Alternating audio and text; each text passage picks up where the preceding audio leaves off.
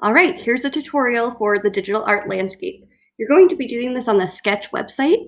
You'll notice I picked the paintbrush for the background, and I also used the blur tool to kind of blend a sunset color together.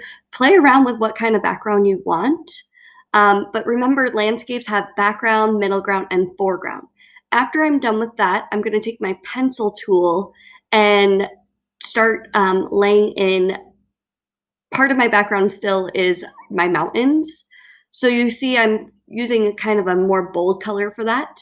I'm making my tool bigger so that I could fill up the space quicker. And then I'm adding some little details of shadows into the mountainside with a lighter color purple. You do not need to do mountains. You could do whatever kind of landscape you want. That little back arrow is the undo. And then I'm gonna make some rolling hills underneath the mountains for the middle ground. And again, I'm going to put in some shadows there. And again, you don't have to do mountains. You could do a cityscape. You could do any sort of landscape you want, as long as you're showing me a middle ground, background, and foreground. Remember, in the background, things are going to appear further.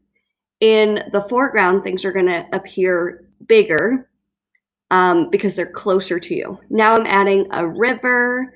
Notice that towards the rolling hills, it gets smaller because it appears like it's going into the distance.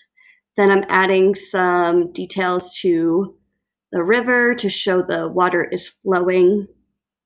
I am now going to make a tree in the foreground. So the tree is actually going to overlap with those mountains. And the reason for that is because it's in the foreground, it's close to us. So it appears like it's as big as the mountains, but we know that that's not really true. It's just because it's closer to us. It is just as big as those mountains in the background. Now in the foreground, I'm also adding tiny details of flowers and then some birds in the sky. Then you're going to save it as a JPEG, and then you will be able to find that on your computer and then upload it to Canvas. All right, thanks guys. Have fun.